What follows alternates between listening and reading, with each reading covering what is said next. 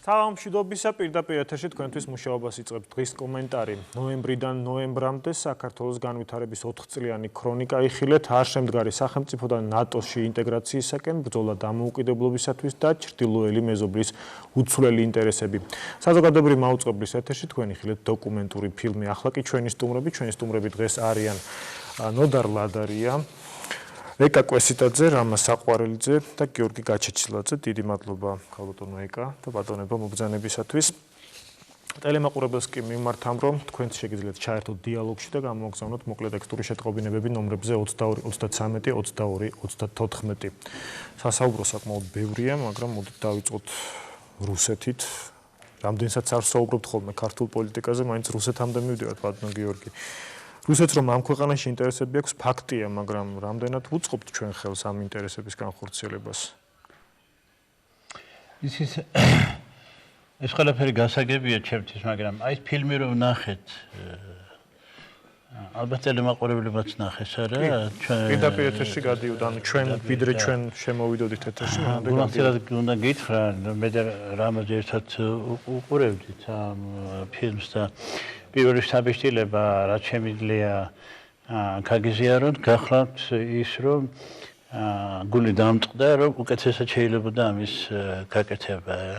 ვიხურეთ ჩვენ, რომ ეს არის რამდენიმე სურათი ან ეპიზოდი ყაჩარის ცხოვრებიდან. ყაჩარი ვინ არის? ესე იგი, რა არის ეს საბეჭდილება რჩება, რომ თითქოს ეხლა დაიწყო ეს რუსეთ-საქართველოს კონფლიქტი, ამას აქვს სერიოზული და საკმაოდ დიდი ხნის ისტორია, არა 800 პირველი წლიდან სხვათა შორის, უფრო ადრეც და დიდი გამოვიდოდა ეს ხო, ძალიან დიდი გამოვიდოდა ეტყობა და ყველაზე მნიშვნელოვანი არის, რომ რაკი აქეთა პერიოდით დავიწყეთ, მე მაგალითად რომ ცოდნოდა რომ ასეთ გადაცემას აკეთებდნენ და ვინმეს რომ ეკითხა ჩემთვის კონსულტაციას გავუწევდი, ის რაც ჩვენ ნახეთ არის გაგრძელება ყველაზე მნიშვნელოვანი დოკუმენტისა, რასაც მე ვიცნობ რუსეთის სპეცსამსახურებისას და პირველად ეს ვნახე ვაშინგტონში, როდესაც მე სენატში გამეკეთები და მოხსენება, წინა დღეს გადმომცა ერთმა ქართველმა ემიგრანტმა გაზეტა „ზავტრაში“ და „დაბეჭდილი სტრატეგический план России на юге. ეს არის 97 წლის სტრატეგიული გეგმა, სადაც შავი თეთრზე წერია, რომ რუსეთის ამოცანა არის იმისათვის, რომ კავკასიაში შეინარჩუნოს თავისი პოზიციები, დეზინტეგრაციული პროცესების ფორსირება საქართველოში, რაც ამ დროს უკვე აფხაზეთი და ცხინვალის რეგიონი რუსეთს დაკავებული აქვს, რაც უნდა დასრულდეს სამეგრელოს და აჭარის ეროვნული დამოუკიდებლობის მიღწევით და რუსეთის გადაქცევით სამეგრელოს და აჭარის ეროვნული დამოუკიდებლობის გარანტად. ეს იყო 97 წლის ხო, 97 წლის ზაფხულში გამოქვეყნდა და დაბეჭდილი არის შემდეგ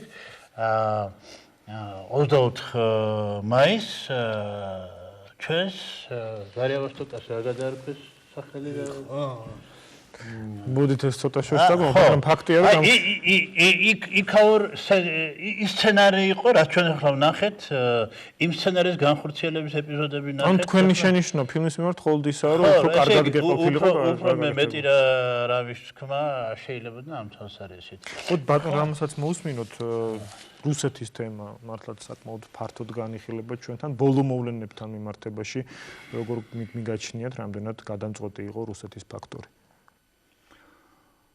არაერთხელ იყო მაგაზე მსჯელობა ორივე მხარეს, ოპოზიციის მხარესაც და ხელისუფლების მხარესაც. ფილმის ძირითადი ხარბეზი ის არის, რომ ეს არის საპრეზიდენტო კამპანიის ფილმი. ну რაღაც საბჭოთა პერიოდის სტანდარტებით. დაინახეთ თქვენ ამ ფილმში? მე რა დავინახე, მე მგონი ყველამ დავინახეთ. ხო და პრობლემა სწორედ იმაშია, ეხლა რუსეთის თემასთან რა კავშირშია, საბჭოთა რატო ვთქვი, იმიტომ რომ იქაც მტრის ხატი მუშაობდა, მიუხედავად იმისა, რომ რეალობის ნაწილი ამაში იყო. არა, ის ხარ იგონებინ, რას არის ის? ხო, რეალმე იმას კი არ ვამბობ, მაგრამ გააჩნია რასთან არის ეს მიყვანილი. იმიტომ რომ ერთი რამეც ფაქტია, რომ დღევანდელი საქართველოს თუ კი წამოვალთ ამავე ხაზზე ნოემბრიდან ნოემბრამდე, რუსული კაპიტალი ამ ხარისხით საქართველოში არასოდეს არ ყოფილა ადრე, რა ხარისხითაც ამ ნოემბრიდან ამ ნოემბრამდე შემოვიდა. და ესეც პოლიტიკის ნაწილია და რუსეთთან პოლიტიკის ნაწილი. ამიტომ მარტივი რუსეთთან ურთიერთობა არავისთვის არ არის და მით უმეტეს ჩვენთვის არ არის. ოღონდ არსებული პრობლემების იმ სიტუაციის შექმნის, რაც შეიქმნა მხოლოდ რუსეთზე დაკიდება და აბსოლუტური დაუნახავობა იმისა, რომ ამ ადამიანების ბედიღბალს ამ ადამიანებს რაღაცა რეალურად აწუხებდათ და ათასობით ადამიანის გამოცხადება პეშკებად უტაქტობა ადამიანების მიმართ. თქვენ გულისხმობთ ხალხს, რომელიც მანიფესტაციებში მონაწილეობდა? გულისხმობთ ხალხს, რომელიც მანიფესტაციებში მონაწილეობდა? რომელიც მანიფესტაციაში მონაწილეობს, რომელიც რაღაცას ამბობს, იგივე ლევანს გულისხმობ ბერძენიშვილს. რომელიც მხარსაც უჭერდა და თუ კი ლევანი აგენტია დღეს, ესე იგი მიშას რომ მხარს უჭერდა, მაშინაც აგენტი იყო? გეგეთ რა ოქროაშვილი თუ კი დღეს რუსეთისა მიშას გვერდით რო ისდა სააკაშვილის გვერდით და იბრძოდა თავგამოდებით, მაშინ იმ ისტორიის ის ნაწილი გამოგვიდის ოდიოზური. კი რამეს. ერთი რამე მინდა. ასე რომ მინდა გითხრა. შენ ხარ ფსიქოლოგი. და კარგად იცი, რომ ადამიანი არის მუდმივი არჩევანის წინაშე. შეიძლება დღეს ესახარ ხარ სხვა იყო. ესე იგი ეს და რა იწევს ასეთ ცვლილებებს ვარტან გიორგი? მუდმივი არჩევანი. კი ბატონო, ადამიანი დგას მუდმივი არჩევანის წინაშე. შენ შეიძლება დღეს გვირი იყო, ხარ ნაზირალა გახდე. არ არსებობს. ასე რომ რუსეთის თამა ახათ მინდა დავაფიქსირო ჩვენი პარლამენტარები რო იძახიან ხო. თალსახართ ადამიანები აცხოვრება არა. რუსეთის თემა დღეს ხდება შიდა პოლიტიკური ბრძოლის თემა და აი ეს არის მეუღებელი. იმიტომ რომ მე მგონი რუსეთის თემასთან მთელი პოლიტიკური სპექტრი მოსახლეობა ერთნაირი უნდა იყოს.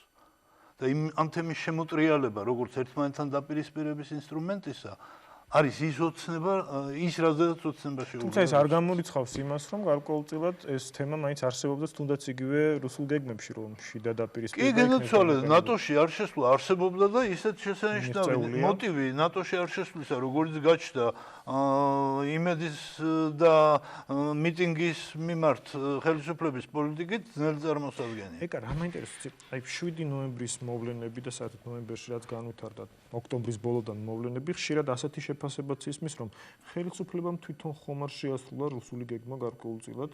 აი ბატონი რამაზი საუბრობდა ნატომ გადაიწია, შეიძლება გადაიწიოს, ჩემთან არ ვიცით. მაგრამ ესეთი ჩახლართული კონსპირაციული თეორიები მით უმეტეს არ მიყვარს კონსპირაციული თეორიები, მით უმეტეს ესეთი ჩახლართული, რომ ეხა ხელისუფლებას დავაბრალოთ, რომ სპეციალურად ეს გააკეთოს ნატოში არ შევსულიყო. პოლიტიკა ჩახლართული. არა, ეხა ეს ძალიან მარტივი იყო, უბრალოდ მარტივი მსჯელობაა, რომ ეხა ხელისუფლებამ თვითონ მოიფიქრა ყველაფერი, რომ თავის ჩამოხრჩობა. არასერიოზულია, მე მგონი ასე საკითხი. არა, ეგ მე არ მითქვია სხვადასხვა. ესე საკითხის დაყენა, ну რა თქმა უნდა, რუსეთის სახით, რუსეთზე როცა ვლაპარაკობთ რუსეთის სახელმწიფოს ღია ინტერესებზე საქართველოში. ეს არ არის ის თემა, სადაც ჩვენ გვჭირდება ბევრი სპეკულაცია, ან რაღაცა ფანტაზიის გამოყენება იმისათვის, რომ საფრთხეებზე ვილაპარაკოთ. რუსეთის პოლიტიკა გამოირჩევა იმით, რომ ძალიან გახსნილად ლაპარაკობს თავის მიზნებზე და თავის ინტერესებზე ამ ქვეყანაში და არა მარტო დუმის პოლიტიკოსების დონეზე, არამედ უფრო საგარეო საქმეთა მინისტრისა და პრეზიდენტის დონეზე. ამიტომ ცხადია მათი ინტერესები და ამაზე ზედმეტი ლაპარაკი საჭირო არ არის და მათი ერთ-ერთი მთავარი ინტერესი, ნაციონალური ინტერესი არის, რომ საქართველო არ შევიდეს ნატოში. და რა თქმა უნდა, რუსეთი ყველაფერს გააკეთებს იმისათვის, რომ ეს არ განხორციელდეს და მისი ქმედებები ამ მიმართულებით კიდევ უფრო ინტენსიური იქნება, რაც უფრო მოახლოვდება პერიოდი მაპის მიღების, ან რეალურად რაც უფრო დადგება საქართველოს. ეს იყო ერთი ნაბიჯი გვაკლდა მაპამდე, შეიძლება ესე ითქვას, ყოველ შემთხვევაში ალბათობა იმისა, რომ ჩვენ გაზაფხულზე მივიღებდით სამოქმედო გეგმას, იყო ძალიან მაღალი და რა თქმა უნდა, ბატონ რამაზ დავეთანხმები იმაში, რომ არ შეიძლება ნებისმიერი ადამიანი გამოვაცხადოთ რუსეთის აგენტად, მაგრამ ის ნებისმიერი დაძაბულობა, რომელსაც ადგილი აქვს საქართველოში, რუსეთი გამოიყენებს თავისი ინტერესების სასარგებლოდ და საინტერესოა როგორ არის აქ მიზეზშედეგობრივი კავშირი რო ავაწყოთ. იყენებს ამას თუ ამ ფილმიდან როგორც ნახეთ, შეიძლება ამ ყველაფერს გეგმავდეს კიდეც. კი ბატონო, ეხლა თავიდან ესე დავიწყოთ, რომ გიორგაძე როგორც გაჭრილი კარტი მისთვის იყო სრულიად წამგებიანი და ეს რუსეთმა მიხვდა, რომ აპელირება და ისეთ დაყრდნობა ისეთ ფიგურაზე, რომელიც არის აშკარად პრორუსული, ამ ქვეყანაში არ გამოვა, არ ითამაშებს, იმიტომ რომ ის არის თავიდანვე განწირული სრული მარგინალიზაციისათვის. და ეს გვიჩვენა გიორგაძის მაგალითმა და ირინა სარიშვილის მაგალითმა საქართველოში. რა თქმა უნდა, ამის შემდეგ რუსეთის გეგმები იცვლება თავისთავად, ლოგიკურად ითხოვს ეს ყველაფერი რუსეთის გეგმები შეიცვალოს და იცვლება იმით, რომ ისინი ეძებენ ნაკლებად მარგინალიზებულ ძალებში დასაყრდენს. მე ნამდვილად ეს ძალებს, რომელსაც და რომლებიც ღიად არ ლაპარაკობენ იმას, რომ ისინი უჭერენ მხარს რუსეთთან ურთიერთობების რადიკალურად შეცვლას, მაგრამ მეორეს მხრივ ჩემთვის განცხადება ის რომ ნატოში შესვლა შეიძლება არ შედიოდეს საქართველოს ეროვნულ ინტერესებში და ჩვენ უნდა გადავხედოთ ამ თემას. ეს არის ცალსახად განცხადება იმისა, ჩემთვის პირადად, ჩემი აღქმისთვის ეს არის განცხადება იმისკენ, რომ ჩვენ გვინდა არ გვინდა ნატო და გვინდა რუსეთთან ურთიერთობა. მაგრამ იქ ხომ არის ძალები, რომლებიც პირიქით სულ ყოველთვის იმეორებდნენ, რომ ჩვენ გვინდა ნატოში. ამიტომ მე ძალიან მაბნევს ეს ეროვნული საბჭო. ეროვნული საბჭო, რომელსაც აქვს განსხვავებული ხედვები საგარეო პოლიტიკაზე, იქ არიან ძალები, რომლებიც ამბობენ, რომ იცით რა, ნატო შეიძლება არ გვინდოდეს და მე არ მესმის არგუმენტი, რატომ შეიძლება არ გვინდოდეს ნატო, როდესაც ნატო არის ერთადერთი, ესეც არ არის რაღაცა ახირება ქართული საქართველოს ხელისუფლების და არც ქართველი ხალხის. ნატო არის ესე ვთქვათ, ქოლგა უსაფრთხოების ქოლგა საქართველოსთვის, რომელიც დაიცავს მას რუსეთისაგან. ეს არის ცალსახად და ამის ეჭქვეშ დაყენება, ჩემთვის პირადად ლოგიკას მოკლებულია. არის ამ საბჭოში ხალხი, რომელიც არის მომხრე, რომ საქართველო გახდეს ამ საბჭომ მიიღო დეკლარაცია, რომელშიც ჰქონდათ ნათქვამი, რომ ნატოში ინტეგრაციას ემხრობიან. გასაგებია, მაგრამ მანამდე ვიცით ამ ძალების განწყობა, ხო? ეს არაერთხელ დაუფიქსირებიათ ამ ეროვნულ საბჭოში შემოვალ. ესე იგი ლოგიკურად საბჭო გაერთიანდა არა საგარეო პოლიტიკა, მაგრამ საშინაო. საშინაო პოლიტიკაშიც გაურკვეველია. საშინაო პოლიტიკაში გაერთიანდნენ ისინი სააკაშვილის წინააღმდეგ, მაგრამ რეალურად რა ალტერნატივის გარშემო გაერთიანდნენ, რა ალტერნატიული ღირებულებების გარეშე თუ ხედვის გარეშე გაერთიანდნენ, ეს არის სრულიად უცნობი ახლა ამ ეტაპზე ჩვენთვის და ერთი რამე მინდა ძალიან დიდი ბოდიში დავაფიქსირო, მე ხმას აღარ ამოვიღებ. აი პატარკაციშვილის განცხადება, ან ნებისმიერი ადამიანის განცხადება, რომ რუსეთთან ურთიერთობები უნდა შევარბილოთ, რომ რუსეთთან ურთიერთობების გამოსწორება შეიძლება.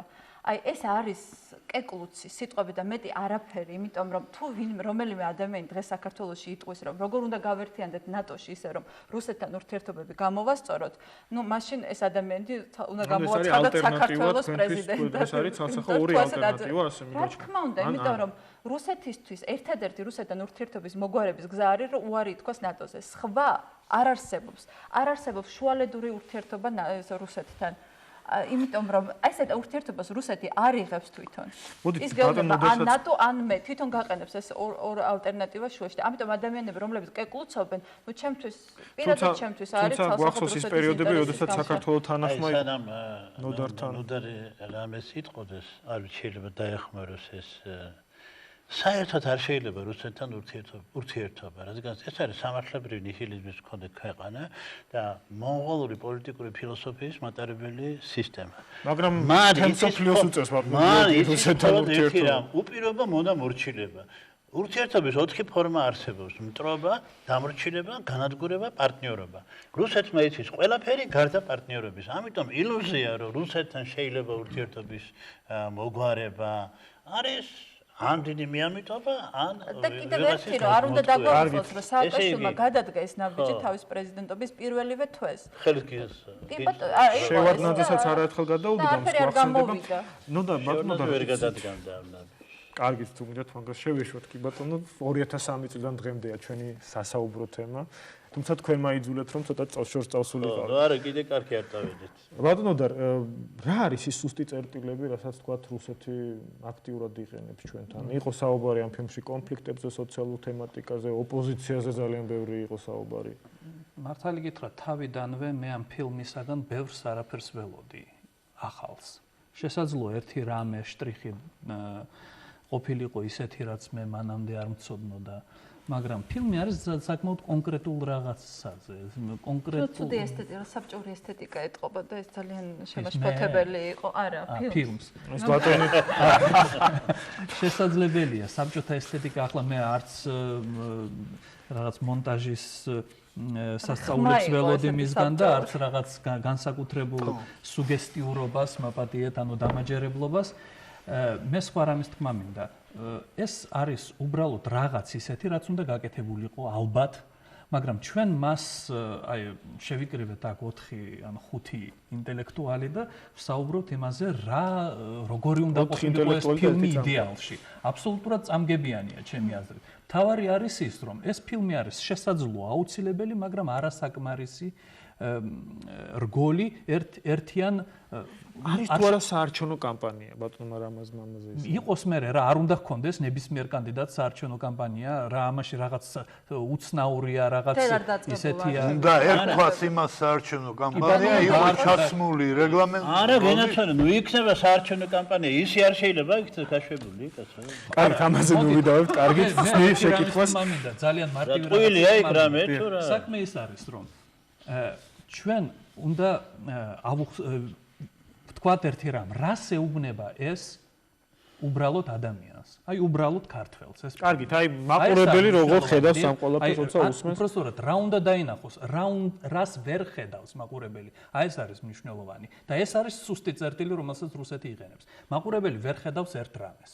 ის ძალიან კარგად ხედავს იმას, როგორ ბომბავენ, ვიღაცები ტელეფონით საუბრობენ, შემდეგ ხდება რაღაც რეზიდენტურა, ვრცელდება რაღაც გავლენის აგენტები და ასე შემდეგ. ალბათ ამაზე უარესიც ხდება, მაგრამ მაყურებელი ვერ ხედავს რა არის რუსეთი. რეალურად, რას ნიშნავს იყო რუსეთის ქვეშ, რას ნიშნავს გქონდეს შერბილებული, კარგი თუ მეგობრული დამოკიდებულება რუსეთთან. რეალურად რას მოიტანს საქართველოსათვის რუსეთის პოლიტიკური ინტერესების განხორციელება ამ ტერიტორიაზე. აი ეს უნდა დაინახოს. რას ნიშნავს რეალურად რუსეთი, რომ ეს არის ყოფილი საბჭოთა კავშირი. იმიტომ რომ როგორ მსჯელობს ადამიანი და ამაში ვერ გავამტყუნებთ მას. ისევ რუსეთი ჯობდა. ყოფილიყავით იქ. ისმის ასეთი გამოთქმები ბოლო ხანებში აიწია სოციოლოგიაში. ესეც ბუნებრივია რუსეთის უნდა რუსეთი საბჭოთა ნოსტალგია ესეც თემა. მე ვეთანხმები რამას იმაში რომ უკვე დამავიწყდა რა შეგეთანხმები, მაგრამ მე ძალიან სწორად თქვი რომ საშინაო პოლიტიკის პრობლემაა. და მართლაც ხალხი იქ საშინაო პოლიტიკამ გამოიყვანა, მაგრამ ის უკმაყოფილება, რომელიც დაგროვდა 4 წლის განმავლობაში, არის იმდენად ბუნებრივი, რომ მე, როგორც ადამიანი, რომელმაც რაღაცა ისწავლა ცხოვრების განმავლობაში, მიკვირს, რატომ არ არის ის ამდენად დიდი, გაცილებით უფრო დიდი. უკმაყოფილება? რა თქმა უნდა.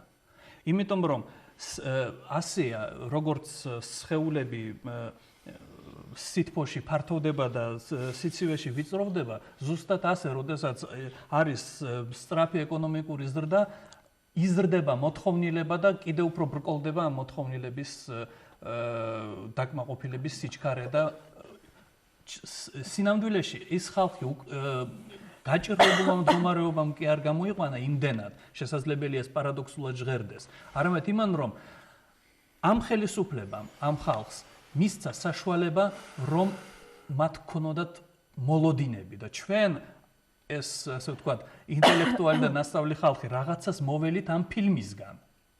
გონია რომ ეს უნდა ყოფილიყო რაღაც ნიმუში, არ ვიცი, კინოხელოვნების როგორც ეგამ თქვა ან რაღაც პოლიტიკური იდეოლოგიის ხალხი ბუნებრივია ქართველი მოითხოვს ყველაფერს დღეს და ახლა. არ უნდა ყოფილიყო.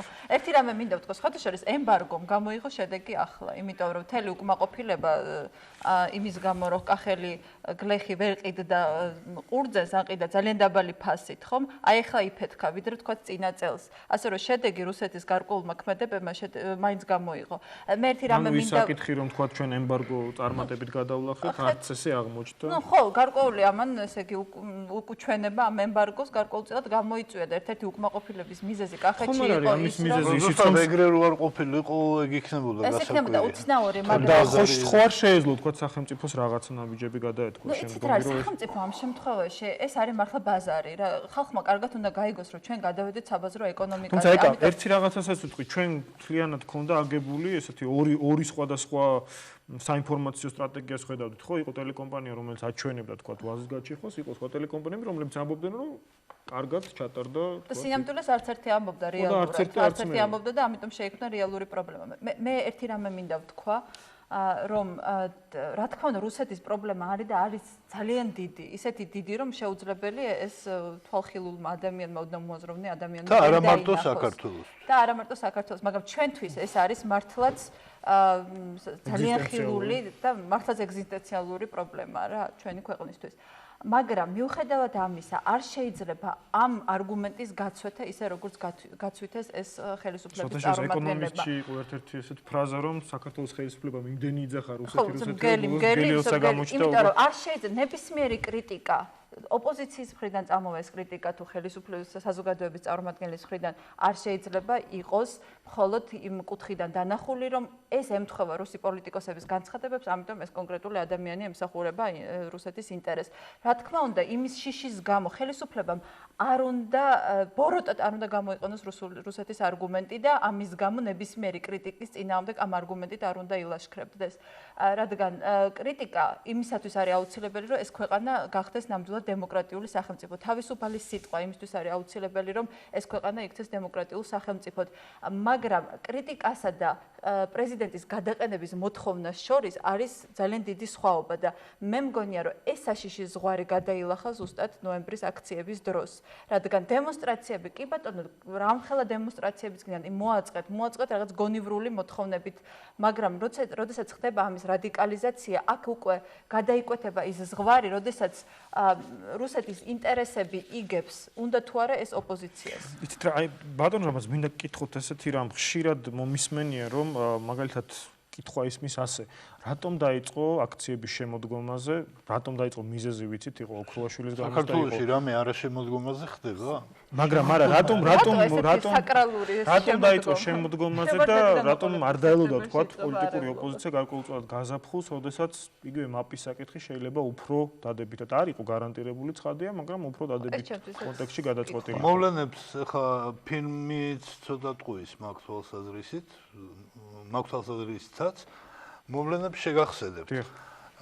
პროცესები საკმაოდ მდორედ მიდიოდა და როცა დაიწყო ოქროაშვილის გარემოცვის დაჭერა, მერე ამაზე ოქროაშვილმა უკვე ასე ვთქვათ დაცვის სვლა გააკეთა და მოგეხსენებათ ეს განცხადებები და ამ ორმა მომენტმა დააჩქარა ესე რომ ოქროაშვილის გარემოცვაზე რო არ დაწყებულიყო ეს შევიწროება ოქროაშვილის გარშემო წრის პროცესები ნელი იქნებოდა, არ დაჩქარდებოდა. ეს ხელოვნური დაჩქარება იყო. არავის არ აწყობდა ეს დაჩქარება, იმიტომ რომ წესით საარჩევნო მარათონის ბოლოსკენ უნდა აიწიოს პიკი და არა დასაწყისში. ხო, მაგრამ ზუსტად საინტერესოა რატომ გაკეთა ესეთი არასწორი სულა, თუნდაც რაციონალური მოსაზრებებიდან გამომდინარე ოქროაშვილის ხოლმე არასწორი შეცდომის გამო შანსი გაჩნდა და არ გაუშვეს შანსი ხელს. იმიტომ რომ ოქროაშვილი როდესაც ესეთ განცხადებებს აკეთებდა ბატონ რამაზ, როდესაც პრეზიდენტს აბრალებდა თუ მან დაუკვეთა პატარკაციშვილის ყრელობა და ასე შემდეგ. ოქროაშვილი მაგ განცხადებებს არ გააკეთებდა, რო არ დაწყებულიყო მის გარემოცვაზე. ხომ მიგაჩნიათ რომ ოქროაშვილის დაკავების საფრთხე ოქროაშვილის დაკავების საფრთხე დაკავებია პირდაპირ ოქროაშვილი, კაცო. არა, ოქროაშვილმა იმიტომ გააკეთა განცხადება ასე. მისი გარემოცვა არ იყო ქიტოშვილი უშუალოდ. აბარა ანუ ისე რომ გარკვეული თვალსაზრისით ფორსირების მიზეზი ხელისუფლებაშია. ამბა ვერ ვიტყოდი რომ ხელისუფლება ეხლა მახსენდება ამ სიტუაციის ზუსტად ინფორმაციაც არა გვაქვს საკმარისი რაც გაქვთ იმას დააკვირდით ლოგიკაზე ნივიწყოთ უარ სწორი ინფორმაციასთან არა დაკავშირებით ოქროშვილი რო არ დაეჭირათ ის ასევე მოაწყობდა კიდე შეიძლება კიდე უფრო ხალხმრავალ დემონსტრაციებს იმ განსხვავებით რომ ექნებოდა ერთი ლიდერი მოვლენებს დააკვირდით რა რის მერე ხდება კი ბატონო შაშან ტინდელიც კი მახსოვს შენი ბრიყული წენა 1000 რამე რაც ეხება ინფორმაციასთან დაკავშირებით არ ვიცი მე აი ფილმში საკმაოდ საყურადღებოდ მომეჩვენა შინაგან საქმეთა სამინისტროს კონტრდაზვერვის ინფორმაცია რომელიც აგვისტოშია მომზადებული მე ნამდვილად ვერ ვიტყვი 100-ია თუ არა ნამდვილად ეს უნდა ალბათ შესაბამისმა ორგანოებმა დაადასტურონ მაგრამ თითქოს ძალიან ემთხვევა განვითარების იმ სცენარს რომელიც სავარაუდოდ სამართალდამცავებმა გაზაფხულზე წინასწარ გათვალეს ანუ მათი დინამიკა ჩანს დინამიკა ჩანდა ანუ ამის მიხედვით დინამიკა ჩანდა რომ ოქროაშვილის შემოსვლა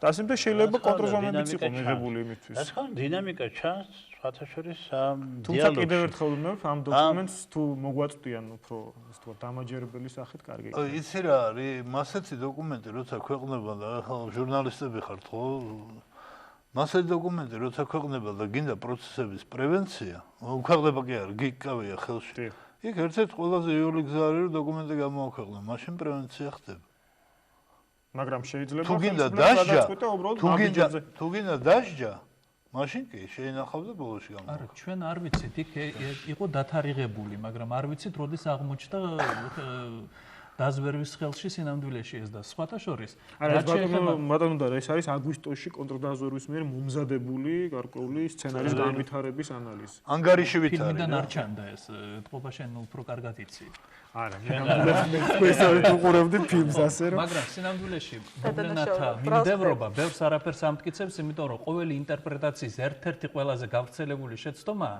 როდესაც რაღაცა რაღაცის შემდეგ ხდება და გონიათ რომ ეს იმის გამო მოხდა ეს ბევრს არაფერს გიორგის სურდა ამასთან დაკავშირებით ამ დინამიკას მხოლოდ რეალობა არის შეუმეცნებელი ჩვენ შეგვიძლია ადამიანის ტვინს საერთოდ შეუძლია მხოლოდ ვერსიის გამოყენება ცხადია რეალობის შესახებ ჩვენ რამდენიც არ უნდა ვილაპარაკოთ ეს 100-ია ეს 100-ია არ უნდა მივიცეთ ჩვენ თავს იმის უფლება რომ თითქოს ჩვენ ვიცოდეთ რაშია საქმე ერთი რამ შეიძლება დაბეჭდებით თითქოს ყველაზე საინტერესო რაც ჩვენ ნახეთ აქ სიუჟეტები ჩემთვის იყო და რამას ვეკითხებოდი როგორც ფსიქოლოგს ეს ანალიზი გამიკეთებთ კი ამაში რომ აი ელაპარაკება დაუშვათ მზვერავი ამ ქართულ პოლიტიკოს არა ჩემს დიდი შტაბიშილება მოახდინა აი ამათმა მენტალობამ, ამათმა მონურმა დამოკიდებულებამ, იქით როგორ ეფერებიან, როგორ ეფლიდებიან, როგორ მოუგონ გული, მერე პასუხსცემენ ისეთ რაღაცებზე არ მინდა გვარები დავასახელო, რასაც ის არ გეკითხება და ეს როგორც უსები ტყვიან ვისლუჟივე ეს დამატებით ეუბნება ეს თუმცა ყველა შემთხვევაში მეგონი ასე არის. არა, რამდენიმე ეპიზოდი ან სურათი ყაჩარის ცხოვრებით და იქ იყო რამდენიმე და ეს ფსიქოლოგიურად არის ძალიან საინტერესო რა გითხარ ბატონმა რამაზმა მას შემდეგ რა თქვენს კითხვა და იმის თანარამეები მკითხა ფსიქოლოგი როგორც ფსიქოლოგს რომ იმას ვერ ვიტყვით ახლა მაგრამ ამასთან დაკავშირებით როგორია ეს თქვენი მასაზრე იცით რა ბატონობას მაგრამ ეს აი ბრალდება გაცილებით ძიმეა ვიდრე ის მასალა რომელიც უკვე მე რამდენად გადის ეთერში უბრალოდ მე ძალიან არ მინდა მართლა ეს მგელი ახსენა ეკა ძალიან იმიტომ რომ თუ ვინმე ზრუნავდა რუსეთის მიმართ იმ დამოკიდებულების გამომუშავებაზე შეძლებს დაგვარად მე ზრუნავდი სადაც მქონდა შესაძლებლობა და ძალიან არ მინდა რომ რუსეთის მიმართ დამოკიდებულება შეიცვალოს ბერია დაიჭირეს ინგლისის აგენტობისთვის ხო შედეგად რა მივიღეთ თელი სტალინური ეპოქისა და ბერიის დაჭერის შედეგად ინგლისის, ამერიკის და ევროპის მიმართ საზოგადოებაში სიმპათიები იყო გაცილებით დიდი. ანტიპატიურად იყვნენ გაწყობილი არსებული რეჟიმის მიმართ. აი ეს არ მინდა რომ მოხდეს რუსეთის მიმართ. ვერ მოხდება. ამისათვის ყველაზე თქვენ გონიათ რომ ხელისუფლების ალტერნატივა როდესაც საზოგადოებისთვის ხელისუფლების მიმართ შენ დაგვირდი რომ ხმას არ ამოიღე. მაგრამ მე ეკას გადაცემამდე პირობა მივეცი რომ ეს ასე არ იქნება. ამისათვის ერთ-ერთი ყველაზე და მე ვიტყოდი ერთადერთი ეფექტური გზა არის ბოლოს და ბოლოს ქართულ მედიაში უნდა შემოვიდეს და დამკვიდრდეს ანალიზი. ანუ რუსეთის ჩვენება უნდა მოხდეს არა იდიოტი დუმის დეპუტატების არა სკანდალური გადაცემების როგორც აი მე არ მგონია ჩვენ საინფორმაციოში გვხდება ხოლმე ალალბედზე აღებული ფრაგმენტები ხან NTV-ს და ხან პირველი არხის ტოქ-შოუებიდან და ამას საერთოდ არ სჭირდება გონებრივი დაძაბვა იმისათვის რომ გააკეთო. საჭირო არის ის რომ ჩვენმა მაპატიეთ ამ სიტყვისათვის ჟურნალისტებმა ისწავლონ ბოლოს და ბოლოს ფიქრი და ორი მოვლენის ერთმანეთთან დაკავშირება და მესამე ასე თქვა აქედან დასკვნის გაკეთება. აი ამას სანამ არ ვისწავლით, ჩვენ არ მოვერევით მტერს ჩვენ საკუთარ თავში. აი ჩვენი უვიცობა არის სწორედ ყველაზე უფრო დიდი მტერი.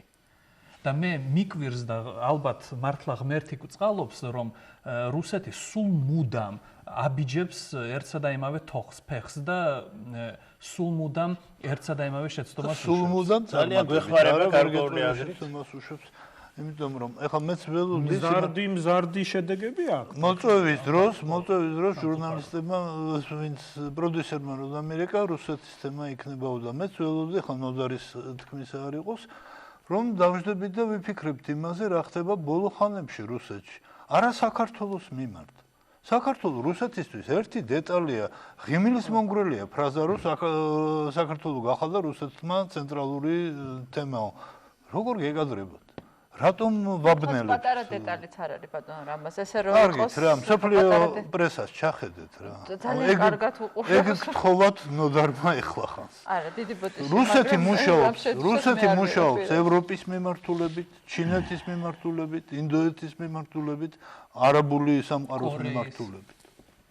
აი, თუნდაც ევროპასთან მიმართულებაში შეიძლება საქართველოს და საკმაოდ ეფექტურად მუშაობს ყველა ამ მიმართულებით. და ყველაფერს ამის მიმართულებით რომ მუშაობს, ეს მაგიტომ უნდა რომ ნატო არ გახდეს მისი მეზობელი და მაგიტომ უნდა რომ საქართველოს არ შევიდეს. მაგასაც ვინ კამათობს რომ არ უნდა. ამიტომ არის დიდი დეტალი ბატონო რამას. საქართველოს რომ ამბობდეს რომ მას არ უნდა ნატოს წევრი გახდეს, მას რაზე მეკამათებით ახლა რომ საქართველოს იქეთ თუ გაიხედე რუსეთის მოძრაობა თუ დაინახე საქართველოს იქეთ, ცუდი არ შეიძლება, მარტო ქართველების უნდა თუმცა მე ვფიქრობ, ეს ერთი ძალიან მარტივი რაღაცის თქმა უნდა, სინამდვილეში საქართველოს ყოველთვის იყო გასაღები აზიისა და ეს ჯერ კიდევ ნიკოლოზი ხო და მანამდე არა ეს ერთი რამეც არის ალბათ ერთი რამეც არის ინდიკატორი რომ იმ არხებზე რომლიდანაც ჩვენ ეს სპონტანურად ვიღებთ ნაწყვეტებს ყოველთვის პირველი თემაა საქართველოს და რამდენი ხანია პირველი რომ არ იყოს ალბათ ვერ მოახერხებდნენ ჟურნალისტები და რამდენი ხანია თოქ-შოუში მიმდინარეობს ენერგეტიკასთან ენერგეტიკულ უსაფრთხოებასთან დაკავშირებით მოდით ამას არ ვიცი ახლა ერთი რამ მინდა ხა რამაზმა რო წარმართა ეს თემა რა ხდება რუსეთში არა ძალიან საინტერესოა ანალიზის თვალსაზრისით და ჩვენი ჟურნალისტები დაინტერესდნენ მართლა თუმცა აქვე მინდა ერთი რეპლიკა ვთქვა რომ 20 საათში დაიბეჭდა პამფილოვის წერილი ქართულ ჟურნალისტიკაზე იმდენად მართალი რამე წერია ჩვენი ჟურნალისტიკის დაბალ დონეზე რომ მე შემწყვა მაგრამ თან გამეხარდა ვიღაცა მაინც თქვა და ბოლოს თავდება რომ მოამზადეთო ეს ჟურნალისტები მაგრამ ეს სხვა თემაა ახლა ძალიან რთული რამე ხდება. პოლიტიკოსებსაც უნდა ხო, ჟურნალისტებზე ნუ გადავტეხო. არა, პოლიტიკოსებს იცოცხლე. ორივეს ერთად თუ მოამზადოთ, თოთ უკეთესი იქნება. კიდე უკეთესი ესე. მაგაზე არ დავა, რო ორი წიგნის დაკითხვა საჭიროა ცხოვრებაში. ის არა. იცით ეს არის პარადოქსული სიტუაცია. უცნაური სიტუაცია თვითონ რუსეთში. რუსეთი წარმოადგენს ეროვნულ უმცირესობას ამ უზარმაზარ იმპერიაში. გიფიქრიათ ამაზე? ოფიციალური ვერსიით რუსეთი არის 60 მილიონი, არაოფიციალური ვერსიით რუსეთი არის 40 მილიონი. 157 მილიონია თვითონ მთლიანად რუსეთი დღეს. აქედან 40-სა და 60 შორის არის რუსები და უამრავი პრობლემა. დანარჩენი არის ამ შობადობის, ეს იწევს იქ საშინელ ნაციონალისტურ ფაშისტურ იდეოლოგიის აღმოცენებას. მომდგარია ეს 2 მილიარდიანი მომდგარია ეს 2 მილიარდიანი ჩინეთი, რომელსაც ეკუთვნის ეს უზარმაზარი ტერიტორიები. მე წავიკითხე ახლა უკანასკნელ დროს გამოქვეყნებული ნაშრომი რუსეთის გეოგრაფია და პოლიტიკა, სადაც ლაპარაკია, რომ რუსეთს ესაზღვრება 15 ქვეყანა, საქართველოს ნახსენები არ არის საერთოდ, 15-ვეს აქვს ტერიტორიული პრეტენზიები რუსეთისადმი. საქართველოს პრეტენზიებზე ლაპარაკი არ არის, საერთოდ არ ითვლება. ალბათ ეს შეეხება, როცა პრეტენზიები პირიქით აქვს, შეიძლება. საერთაშორის პრეტენზიები იცი ვის აქვს? მე ხარ ლაპარაკობ, ფინეთს რა პრეტენზია აქვს, ლიტვას რა პრეტენზია აქვს, ლატვიას და დაუშვათ უკრაინას რა პრეტენზია აქვს. ჩვენ გვეგონა რომ რუსეთს აქვს უკრაინისადმი პრეტენზიები, უკრაინას რა პრეტენზიები აქვს, უკრაინელები დასახლებული რუსეთის ტერიტორიაზე. იქ ლაპარაკია რა პრეტენზიები აქვს, გერმანიას რა პრეტენზიები აქვს, იაპონიას რა პრეტენზიები აქვს, ჩინეთს. თუმცა რუსეთის ფაქტორი ცხადია, ბატონო რომელიც ამბობდა ამაზე, ბოლო ხანებში საკმაოდ გაძლიერებულია, თუნდაც იგივე ენერგეტიკული. ძალიან გააძლიერა ევროპამ. რუსეთის ფაქტორი. ევროპამაც და მუსულმანურმა ომებმა პრინციპში ძალიან გააძლიერა. მისი როლი აწია ზემოთ. იმუშავა მაგაზე. რომ გადმოვიდეთ ისე ვთქვათ ჩვენს სამშობლოზე, რომელიც შეიძლება პატარა ზოგადად დიდი ის. რატო არ დავამთავრე უბრალოდ მე წავიდა თემა და რატო არის ეგ მნიშვნელოვანი, იცი, როდესაც ლაპარაკობთ, რომ რუსეთის როლი მსოფლიოში იცვლება და მთელი დასავლეთის პრესა მიწვევს პრასნულსა სიძახის, ეგ უკვე ნიშნავს, რომ შენ და ამ დროს შენ რუსეთს დასავლეთის იმედით უპირისპირდები. ეს უკვე ნიშნავს, რომ რაღაცა სიახლეს უნდა ელოდო დასავლეთის მხარდაჭერაში. სხვათა შორის იყო იმაზე საუბარი, რომ გამძაფრებას უფრო, რაც გამორიცხული არა, ან შეიძლება უფრო კომპრომისი. ყოველ შემთხვევაში თვითონ დასავლეთი რუსეთის მიმართ ისეთი აღარ არის. ფაქტია ის, რომ ბალტიისპირეთთან შედარებით ჩვენ შანსები გარკვეულწილად გართულებული გვაქვს, იმიტომ რომ ყოველთვის ხდება ლაპარაკი, რომ ის მომენტი დროს, როდესაც ფართოვდებოდა ნატო, ისეთი მნიშვნელობა რუსეთისათვის, რა მნიშვნელობაც აქვს საქართველოს. კი ბატონო, ყველა ვარიანტში განამძება ფაქტორის გამო, თუნდაც იმის გამო, რომ რუსეთს არ უნდა წარმატებული მაგალითი პრეცედენტი შექმნა, რომ ამ პოსტსაბჭოთა სივრცეში იქნება წარმატებული დემოკრატია. იმიტომ რომ ეს თვითონ, რადგან თავისთავად თუ შენ ხარ დემოკრატიული სახელმწიფო, ეს ნიშნავს, რომ გართულებული ურთიერთობები გაქვს რუსეთთან, რადგან რუსეთში რაც ხდება, ძალიან შორს დგას დემოკრატიასთან და შეუძლებელია ესეთი ორი ტიპის ქვეყნის პარტნიორულ დონეზე ურთიერთობა. მithumetes არ უნდა ექსპორტი დემოკრატიის და ამიტომ ნომერ პირველი ამოცანა დღეს რუსეთისთვის არის, რომ მითი საქართველოს შესახებ, რომ მითი დემოკრატიის შესახებ დაინგრეს. ქვეყანა საბჭოთა გავიდეს და უკეთესად მოაწყოს თავის ცხოვრებას. ეს სულ არის ინიციატივიანი პოლიტიკა. მაგრამ გადმოდა, რითით რა თემას მინდა შევეხოთ? ახლა ჩვენ რო პრინციპში გავაანალიზოთ ეს საკითხი და ვთქვათ, რუსეთის როლი გაძლიერებულია, დასავლეთი შეიძლება წავიდეს გარკვეულ კომპრომისებზე რუსეთთან, თუმცა მე გულახდილად ვამბობ, რომ შეიძლება პირიქით მოხდეს ეს კომპრომისების საკითხი ცოტა განხილვის მომენტია, მაგრამ რისი მაინტერესებს, რა ხდება ამ შემთხვევაში? მაშინ შეიძლება მართლა პატარკაციშვილის ნათქვამი მოგვეწონოს, რომელიც ამბობდა რამდენიმე დღის წინ, რომ რუსეთის ლანძღვა არ შეიძლება, რუსეთთან ასეთი ურთიერთობები არ შეიძლება, ამ თემას ნაწილობრივ კი შევეხეთ. და აი მე როცა მოვაწესრიგებ ხალხებს შორის ურთიერთობებს, რომელიც პოლიტიკოსებთან დაწერეს. არა, ეს არის ზღაპრები ეს ყველაფერი. არა, შეიძლება თუ არა, რას ნიშნავს ეს ხალხებს შორის ურთიერთობა? ამას აქვს, იცი, ეს უკვე ესეც ეს მითოლოგია. ხო, რა თქმა უნდა, მითოლოგია, რაღაც ისეთი ყავლგასული მეტაფორაა და მე კიდევ ერთხელ იძულებული ვარ დავეთანხმო რამას, რომ აქაც ჩვენი შინაგანი პრობლემა არის, ეს შინაგანი პრობლემა არის ამ შემთხვევაში თაობათა შორის ბრძოლა, ანუ ის ადამიანები რომლებმაც კარგად იცოდნენ რუსული და ასაღებდნენ საკუთარ თავს სწორედ ამენოვან გარემოში, მათ უნდა დატოვონ, როგორც ეთყობა, აქტიური ასპარეზი და ეს არ ხდება უმტკივნეულოდ. ყოველთვის, როდესაც ყველანაირს გულისხმობთ, ბატონო და თუ მხოლოდ პოლიტიკურ. არა, პოლიტიკური კი არა, აქტიური ასპარეზი მეთქი. ამ შემთხვევაში. რა თქმა უნდა, შესაძლოა ვიღაცა ჩავიდეს და დადგას იქ სპექტაკლები და იქ სადაც რომან ვიქტიუკი ყავთ მაგალითად და სხვა მრავალი საინტერესო რეჟისორი რატომღაც იქ ჩასულ ქართველ რეჟისორებს უკრავენ დაშს, რაც ჩემთვის გაუგებარია თუ არ გამოვიყენებთ და არ მოვიხმართ ამ შემთხვევაში პოლიტიკურ мотивაციას. მაგრამ ალბათ ექნებათ ამ ადამიანებსაც პირადი ამბიციების დაკმაყოფილების შესაძლებლობა, მაგრამ საქართველოში აქტიური ასპარეზი მათ უკვე აღარ ეკუთვნით და ეს არის სრულიად ბუნებრივი. და აღარ იქნება ქართველი ინტელექტუალი ის, ვინც სულ მუდამ ილფის და პეტროვის რომანს აციტირებს.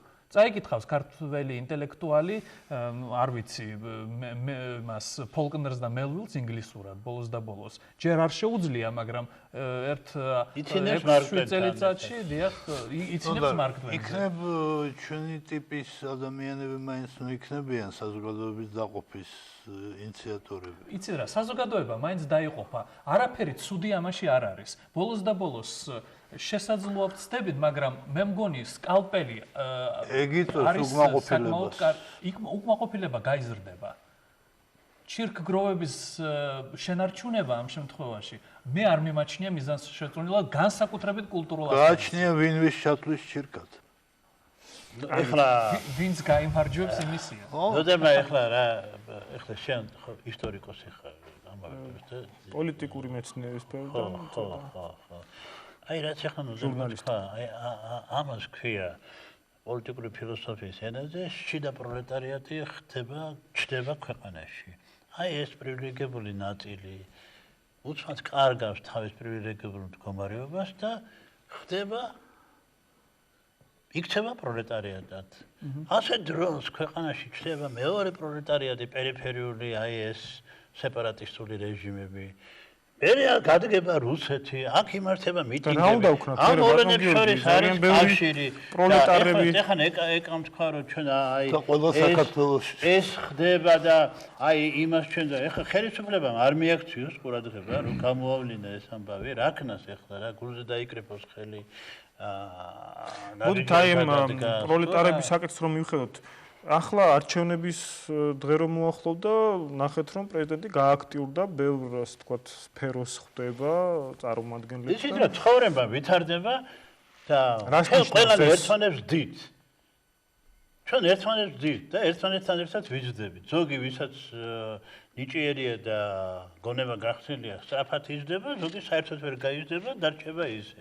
და ბუნებრივია ხელისუფლებას გაიზრდება და არსებობდა კითხვები, რომელთა არსებობას ის ვერ გრძნობდა და უცებ რეალობამ დაანახა, რომ ეს არის კითხვები, რომელთაც ანუ შედეგი ყოფილა მაინც გარკვეულ. რა თქმა უნდა, გარკვეული აზრით იყო, მაგრამ ამ შედეგი თვითონ ქვეყანაზე აისახა ცუდად, აგერა ეს დამოკიდებულება დასავლეთის, რომელიც თითქოს მიზეზს ეძებდა, რომ თავი შეეკავებინა, მოგიწოდებს ლოიალობისაკენ, რუსეთს გაუწია ანგარიში, მაგრამ იმიდა რომ ეკასკმის არ იყოს, მე ხმას არ გავიღებ, ეხლა ერთ მოგეცეთ. მე გავეცანი ამ ლიტერატურას.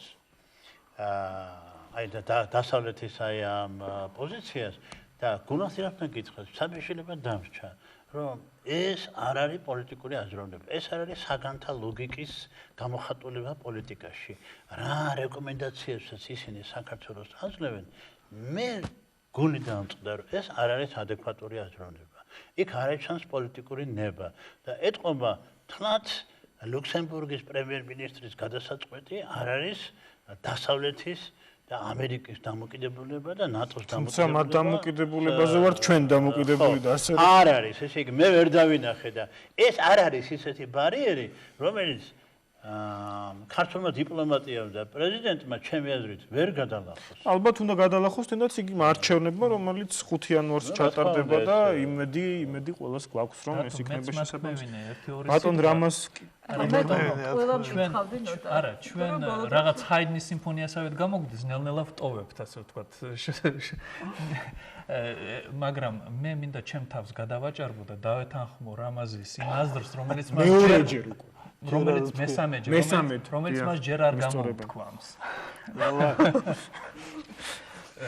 მე ვფიქრობ, რომ დრო არის ხელისუფლებას ღირსებად ჩაუთვალოთ ის, რომ მისი აქტიურობა გაიზარდა.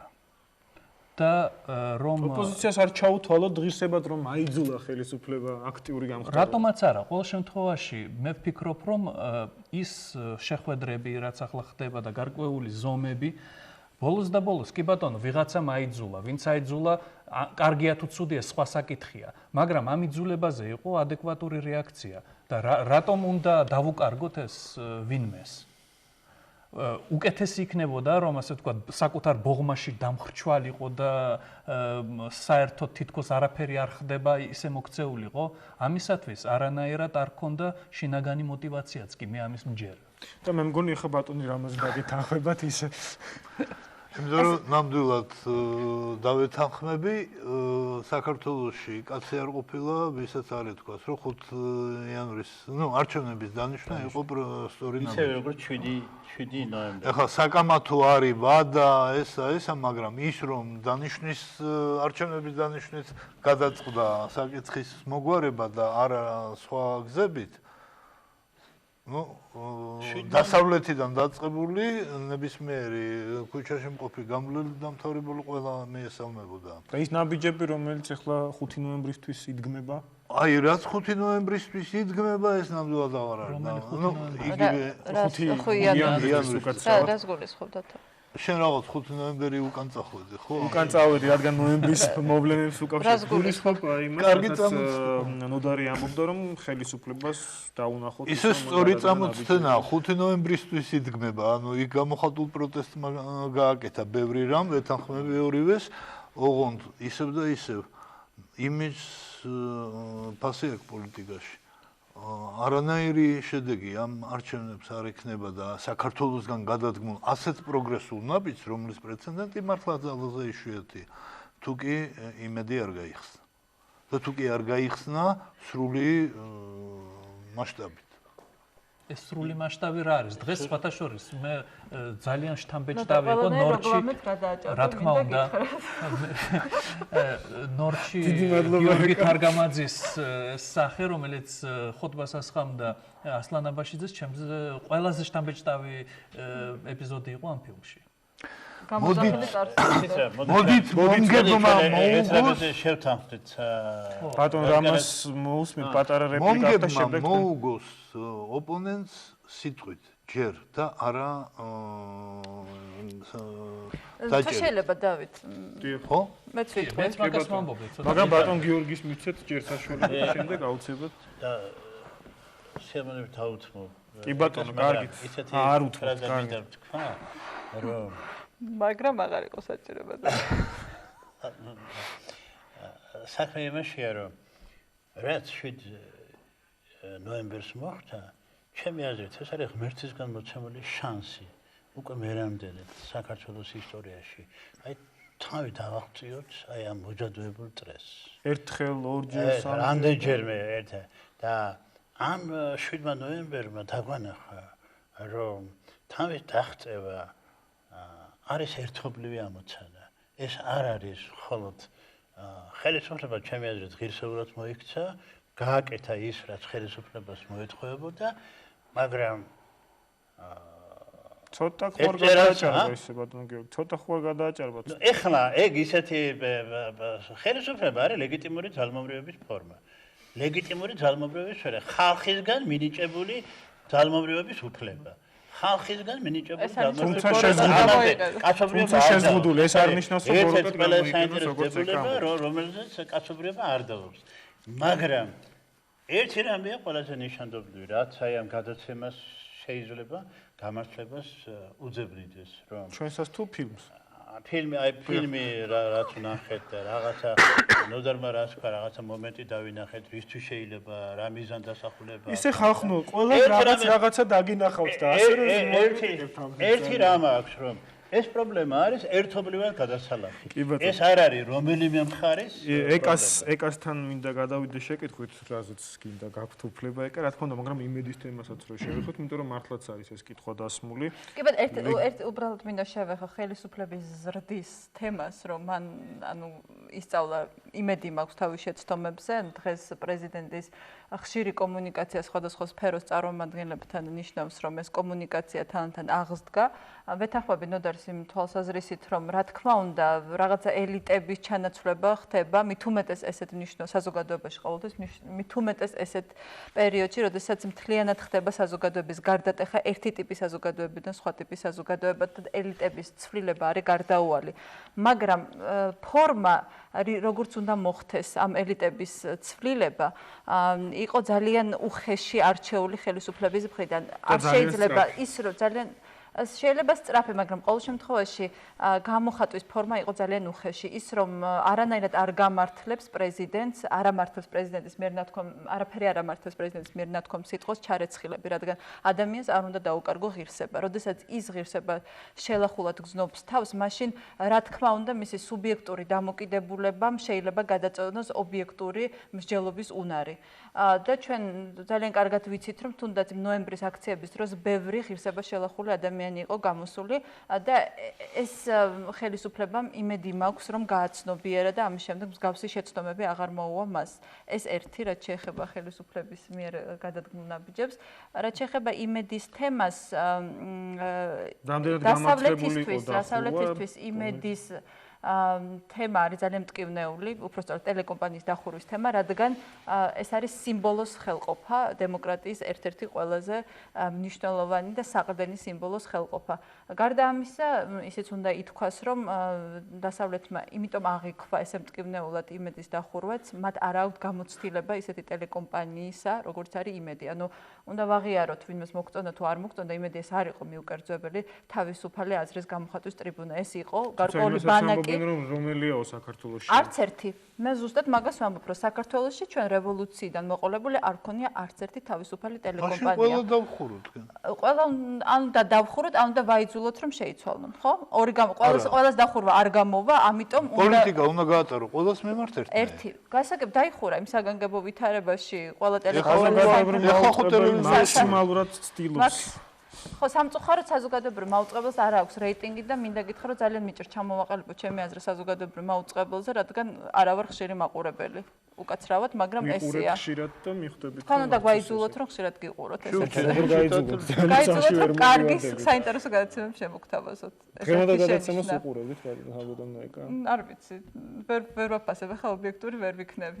ამიტომ 7 ნოემბერი უნდა შევიდა საქართველოს ისტორიაში ძალიან დიდი იმედი მაქვს, როგორც ძველი სტილის ჟურნალისტიკის დამთავრება და რაღაც ახალი სტილის ჟურნალისტიკის დაწყება. აი მე ხო რასაც ეს უნდა იყოს წყალგამყოფი, ძალიან დიდი იმედი მაქვს ქართულ ჟურნალისტიკაშიც, იმიტომ რომ იმ ფორმით, როგორც მაუწყებლობდნენ საქართველოს ტელეკომპანიები, ეს იყო მარაზმი, ეს იყო ორი ბანაკის დაპირისპირება, ერთმანეთის ლანძღვა და სიმართლე ობიექტური სიუჟეტების. ეგა რუსთავი ვარდების დროს არ იყო იგივე? იყო იგივე. უფრო ძლიერიც არის, ხო? არა, უფრო ძლიერს ვერ ვიტყვი. იგივე იყო. ანერი ფორმით უნდა აღდგეს ტელეიმედი. ტელეიმედი უნდა აღდგეს ფორმით, რომ ის იყოს, უნდა ჩემი აზრით, ყველაზე საუკეთესო გამოსავალი იქნება, რომ შეიქმნას საზოგადოებრივი საბჭო, რომელსაც შევლენ უცხოელი სპეციალისტები, ჟურნალისტები, რომლებიც ეთიკის კოდექსის მიხედვით გააკონტროლებენ ამ ტელეკომპანიის მაუწყებლობას. ძალიან დიდი სურვილი მაქვს, რომ იგივე შეიქმნას რუსთავიორის შემთხვევაში, რადგან რუსთავიორის შემთხვევაში ჩვენ გვაქვს ძალიან დიდი ეჭვი, რომ ამ ტელეკომპანიის ფორმალური თუ ფაქტობრივი მფლობელი არის ხელისუფლება. ამიტომ დადგეს ეს წინადადება დღის წესრიგში, რომ შეიქმნას ეგ საბჭო, სადაც შევლენ კომპეტენტური ადამიანები, რომლებიც ამათ აკეთებს გამოადგათ რომ რატო ბატონო ამას? ამათი პრობლემა უფრო მეტად დაბალანსებულობა არ არის, რამდენადაც ნაკლებ მიმზიდველობა. ეს აჭრება ნაკლებ მიმზიდველობა. საზოგადოებრივი მაუწყებლობის ტელევიზიაში. ახლა იძულებული ვიქნები ნოდარსაც დასახმარებლად მოუხმო სამწუხაროდ ისე ხშირად და ჩვენთან დაბალანსებულობა სწორედ არაპოპულარობის სინონიმია. არა, ეს არ არის და ეს არის ცუდი მაგალითი შექმნით თქვენ საზოგადოებრივ მაუწყებლობაში. დაბალანსებულობა არ ნიშნავს იყო არასაინტერესო. იმიტომ რომ BBC არის ძალიან დაბალანსებული საქართველოს მაგრამ ძალიან საინტერესო ტელეკომპანია და ესეთი მაგალითების მოყვანა ძალიან უხვად შეიძლება. რომ დასავლეთში კარგით, არ შემოვიდივარ ახლა კამაში თუ შეიძლება გადაცემა სხვა რამე. გადავიდეთ. და ვილაპარაკოთ მედიაზე. კი ბატონო, თუ შეიძლება ერთ საკითხად შევეხოთ, აუცილებლად როგორია თქვენი, არ მოყვარს ამ კითხვის თქმა, მაგრამ მოლოდინი პროგნოზს არ დავარქმევ არჩევნებთან მიმართებაში ბატონო რამას, იმიტომ რომ მე ვფიქრობ, რომ ის დაძაბულობა ჯერ ბოლომდე მოხსნილი არაა პოლიტიკურ სივრცეში, საზოგადოებაში. არა, ის ახალ ფორმაში გადავა უფრო კანონიერში, რაც მისასალმებელია. ამ შემთხვევაში რეზონანსის მონაცემს თუ დავეყნობი, სხვა სოციოლოგიური არ მაქვს და უციფრებოდ ლაპარაკი მიჭირს. ამ მონაცემის მიხედვით ერთი რამე ცხადია, მეორე ტური ალბათ იქნება. თუმცა ეს მონაცემებიც ეს ძალიან კარგია, თუმცა ეს მონაცემი მეც გავიცანი საკმაოდ შეიძლება არის. არა, იქ სატელეფონო გამოკვლევა ეს არის, მაგრამ ეს იქნება, რომ დემოკრატია შედგა საქართველოში. ასე ვთქვათ, დღეს არის არჩევნები, რომელიც არ არის მაინც და მაინც ცალსახად განსაზღვრული რა იქნება შედეგი. და არ არის ის ეშელონი ამ ემეებისა, კანდიდატებისა, რომელიც გვახსოვს, რომ იყო ხოლმე. არა, აქაც არის, ნუ, მაგრამ მთელი სპექტრი პოლიტიკოსები არიან, რომელთაც ან აქვთ, ან არა რეიტინგი და ჩვენ გვახსოვს იყვნენ ადამიანები, რომლებიც პოლიტიკასთან იქ გავიგეთ, რომ არსებობენ. ბატონ გიორგი, თქვენ როგორ ფიქრობთ, რამე საფრთხეები არსებობს კიდე მაინც? ისე რა თქმა უნდა, საფრთხე არ არის საერთოდ სამყარო და მithumetes საქართველოს და არც ეს სიტუაცია არ არის უსაფრთხო. აშკარად ვთქვი. პირადად მე ვერ ვხედავ სააკაშვილის კონკურენტს. რანაირად არ უნდა თქვენ შეიძლება ეს არ თქვენ სურვილი, მაგრამ რეალურ ვითარებას მე რეალურ ვითარებას ვამბობ. მე რეალურ ვითარებას ვამბობ. რანაირად არ უნდა იყოს საზოგადოების ერთი ნაწილი გულდაწყვეტილი, რა პრობლემებიც არ უნდა არსებობდეს. ჩემი აზრით მაგალითად წავიკითხე რეზონანსი ახსენა რა რომ